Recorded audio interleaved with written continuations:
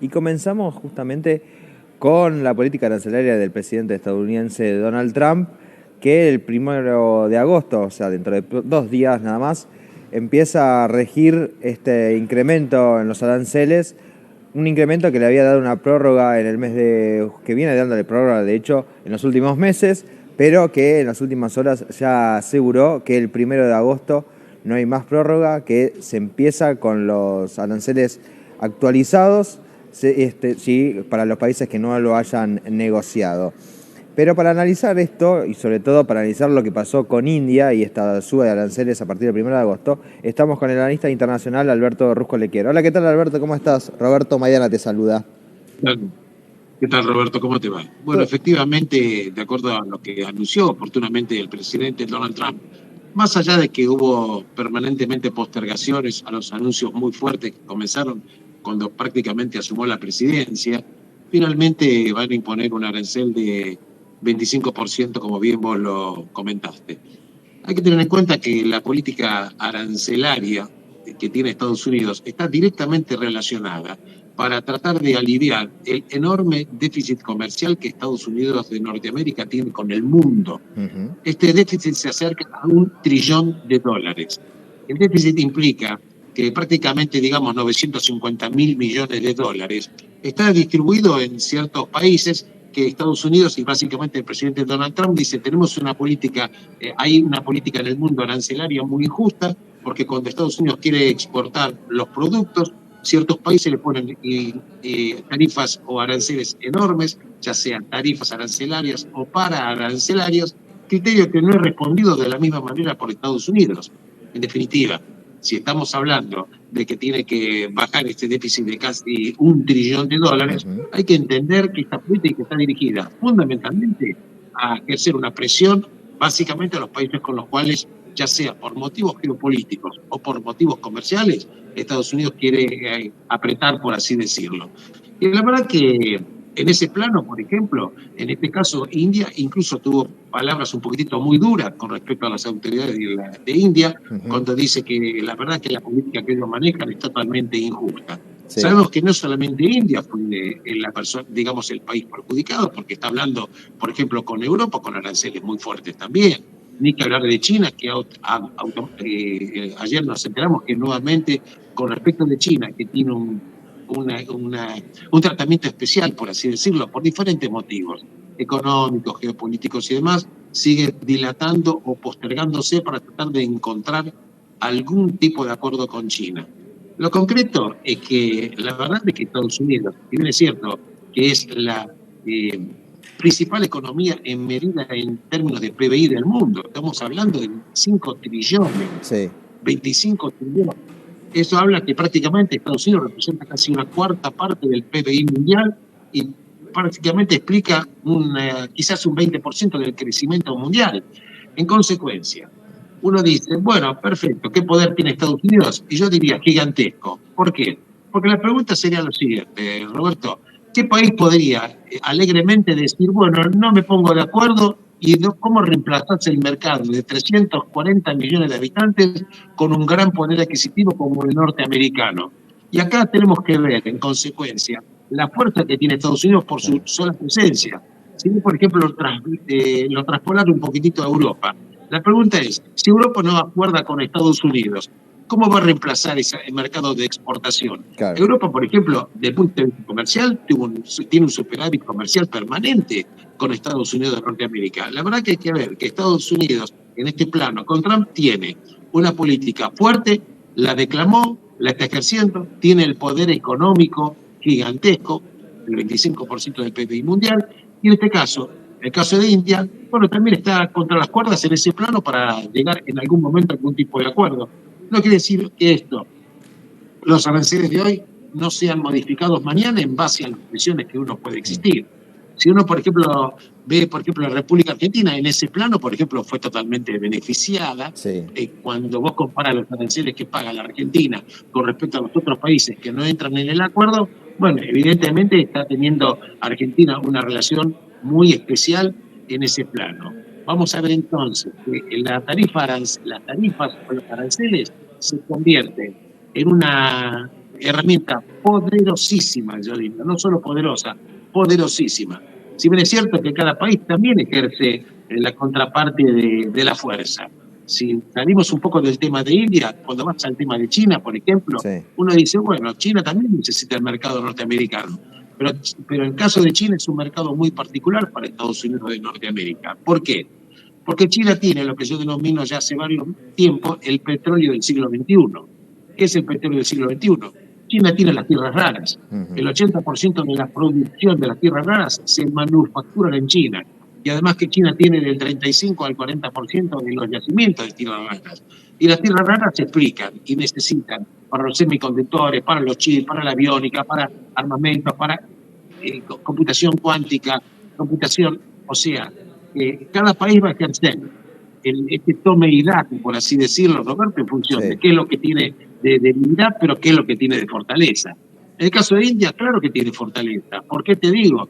India es un país de una extensión territorial enorme, tiene una economía enorme. No hablemos de la distribución en cuanto a si es justa o no justa del PBI, pero en cuanto al tamaño de la economía, India es una economía enorme. Es el país que tiene mayor cantidad de habitantes del mundo. Supera ya en 60 millones de habitantes a lo que es China. China es sí. el número 2. Y las proyecciones de crecimiento de India van a ser cada vez mayores cuando en China existe un decrecimiento demográfico.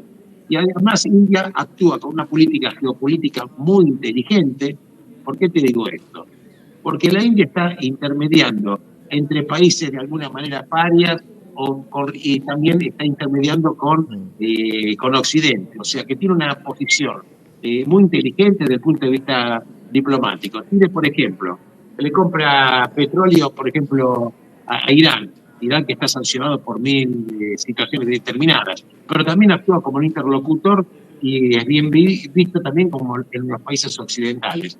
O sea que acá hace falta ver la presión política que un país ejerce en función de su demografía, su fuerza económica, su inserción geopolítica, que es un tema fundamental Sí. que no hay que dejar de considerar. Esto es lo que estamos viendo. Entonces, el arancel es una herramienta poderosísima, ejercida por Estados Unidos de Norteamérica, que es el 25% de la economía mundial, a pesar que tiene solamente el 4% de la población mundial. Esto para darnos una idea de lo que estamos hablando. Sí, exactamente. También lo otro curioso que dio como argumento fue este tema de la compra de armas, que dice que India compra armas de Rusia y como está en guerra con Ucrania, es casi como un mensaje en contra de Rusia también, de castigo por comprarle a Rusia las armas. Hecho un dato, una frase curiosa viniendo de Trump, pero bueno, habrá que aceptarlo como viene. Y ahora también te consulto si tiene algo que ver el hecho de que India esté dentro de los BRICS, teniendo en cuenta también que está China, que está Brasil. Sí. Evidentemente, vos apuntás con mucha inteligencia a un hecho fundamental geopolítico. India forma parte de los BRICS. Sí. Los BRICS no son del agrado precisamente de Estados Unidos de Norteamérica. Los BRICS están manejados fundamentalmente por China, con quien tiene obviamente Estados Unidos esta pulseada geopolítica, económica de muchos aspectos. Evidentemente también al decirle, ustedes le compran armas a Rusia, es una manera indirecta de decirle, ¿por qué no nos compran armas a nosotros? ¿No es así? Sí. Porque los contratos, fíjate vos, cuando el presidente norteamericano en su gira que hizo por Medio Oriente hace unos meses, fíjate lo que se trajo de negocios. De Qatar, logró que Qatar compre elementos en Estados Unidos, concretamente aviones, a la Boeing, que estaba pasando un momento económico muy delicado. Trajo un contrato de 240.000 millones de dólares. Sí. De Arabia Saudita trajo promesas de inversión de $1 trillón. Quiere decir que el viaje de Trump hace 2 meses a Arabia Saudita y Qatar le reportó $1.240.000 millones de dólares. Se están pulsando, como te digo, Roberto, inserciones geopolíticas, negocios. Obviamente que hay una diplomacia también económica que está ejerciendo Donald Trump, no solamente desde el punto de vista político. Que la reprimenda a India, como bien vos lo apuntás, Roberto, es una manera también de entenderlo. Sí. Muchachos, nosotros también vendemos armas, también tenemos empresas que necesitan vender, y bueno, no nos olvidemos que el negocio de las armas es uno de los negocios más importantes que existen en todo el mundo. Sí, por supuesto. Fíjate vos cómo está el panorama en este momento en el mundo, no hace falta ni que detalle absolutamente nada. Es una manera de decirle, ustedes quieren mejor tratamiento, no es solamente un tema de aranceles, es un tema también de que direccione sus compras también hacia Estados Unidos de Norteamérica. Y este es el mensaje también que le está pasando Donald Trump a la India concretamente. Por último, Alberto, te quería consultar un poco acerca de la frase que tuvo el presidente Donald Trump hacia Netanyahu con el tema del hambre que se está pasando en Gaza, que el propio presidente salió a decir que evidentemente la gente en Gaza está pasando hambre. Quería conocer tu opinión al respecto, sobre todo si esto es una llamada de alerta para el propio Netanyahu, que ya está en la cuerda floja dentro de Israel. De hecho, si no fuera por la guerra que está teniendo, probablemente Netanyahu hubiese dado un paso al costado o le hubiesen dado a hacer un paso al costado en la gobernación del país o al frente del país. Esto le puede poner un poco más de presión a esta salida de Netanyahu, esto de que evidentemente la gente en Gaza pasa hambre, como afirma el presidente, a pesar de la negación del propio titular, del propio líder israelí. Bien, tu pregunta la voy a responder como dice Jack el Destripador. Vayamos por partes. Okay. Primer aspecto, es verdad que Netanyahu, después de tantos años en el poder, tiene de punto de vista político, no tiene una contra muy importante. Sabemos que en Israel, para mantenerte en el cargo de Netanyahu, que vence recién en el año 2026, requiere que esté de acuerdo 61 diputados del Parlamento, que se llama Knesset, sobre un total de 120. Debe estar arañando ahí 62, 63, 61. En consecuencia, obviamente, mantenerse en el poder requiere una negociación con los partidos que integran la coalición de Netanyahu.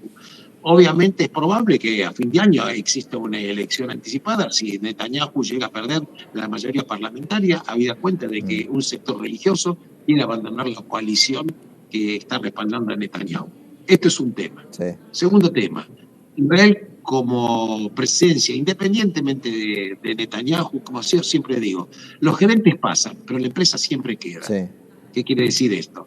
Que Israel representa un aliado total, absoluto y enorme en Estados Unidos de Norteamérica, más allá de que esté Netanyahu o no esté Netanyahu, por diferentes motivos que en otro momento lo podemos charlar perfectamente. Sí.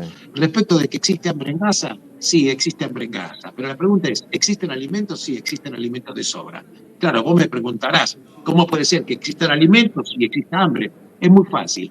Cuando los alimentos los está distribuyendo el Hamas o incluso aparecieron videos, Hamas roba los alimentos, se los lleva, los revende incluso, los revende, o los guarda para ellos o los revende. Y además el que maneja el alimento en la franja de Gaza, lo utiliza el alimento como el hecho de control político, independientemente de que hay enormes videos filmados de camiones, de una cantidad de alimentos almacenados y que jamás no quieren que lo distribuyan otra organización que no sea el propio Hamas. Y cuando hablo de otras organizaciones me refiero, le roban los alimentos que distribuye eventualmente las Naciones Unidas, roban los alimentos también que están en poder de distribución de una fundación de Humanitarian Gaza Foundation, que se creó precisamente para lograr que los alimentos lleguen. De todas maneras, el comentario de Netanyahu de alguna manera es un comentario político, sí. Ahora, que se lleva bien con Netanyahu no te quepa la menor duda. Que tienen algunas diferencias, sí, también tienen algunas diferencias. Pero un hecho fundamental que te quiero comentar, que esto tiene una novedad de hace una hora. Roberto, lo quiero comentar con vos porque viene muy a cuento enlazado en tu pregunta. Los países árabes, 17 árabes, se están pidiendo jamás que deje las armas y que se retire del territorio. Y que permite una gobernanza totalmente diferente. Obviamente no dijo exactamente de liberar a los cautivos, que no se sabe cuántos quedan vivos, se sabe que hay 50, como mínimo decía hay 30 muertos, posiblemente la mayor parte incluso ya estén muertos, pero que ya países islámicos están pidiendo. Y cuando te hablo de países islámicos, te hablo de Arabia Saudita, te hablo de Qatar, te hablo de Egipto, que están pidiendo que jamás depongan las armas, se retire del territorio. Pero claro, la pregunta es, ¿hay posibilidad de alto el fuego? Pero el alto el fuego se hubiera podido lograr hace tiempo, simplemente con que jamás hubiera devuelto a los rehenes. El tema que Hamas, y esto te lo quiero comentar, que de los 7 fundadores de Hamas, que fueron entrevistados 6 de ellos, algunos no voy a dar los nombres, pero han manifestado que dijeron, nosotros no queremos un Estado palestino, lo que queremos establecer es un Estado, un califato islámico. Claro. Este es el tema. ¿Por qué? Porque los dirigentes del Hamas lo dijeron en algún momento, lo que ellos ven que un Estado palestino es poca cosa para ellos. Ellos lo que quieren es una influencia islámica, estableciendo un califato islámico, recreando lo que en su momento fue el ISIS. Sí. Esto es lo que hay que entender con la ideología. Por eso, no estamos hablando de países, de situaciones normales.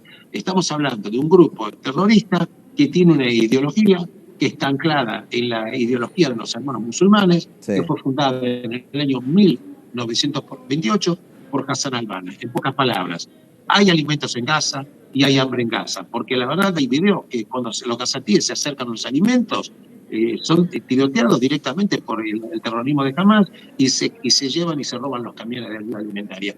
Esta situación, la verdad, se sigue todavía en este momento existiendo, porque la verdad es que Occidente no tuvo ni siquiera la inteligencia ni la fuerza, más allá de declaraciones, para imponer también, no solamente con Israel, sino imponer la fuerza para terminar con esta situación que me parece que es una vergüenza para toda la humanidad. Perfecto. Muy claro y muy completo como siempre, Alberto. Muchísimas gracias por la comunicación y por el tiempo. Te mando un abrazo enorme. Gracias, igualmente. Roberto. Saludos. Hasta luego. Seguimos con más información tras esta breve pausa.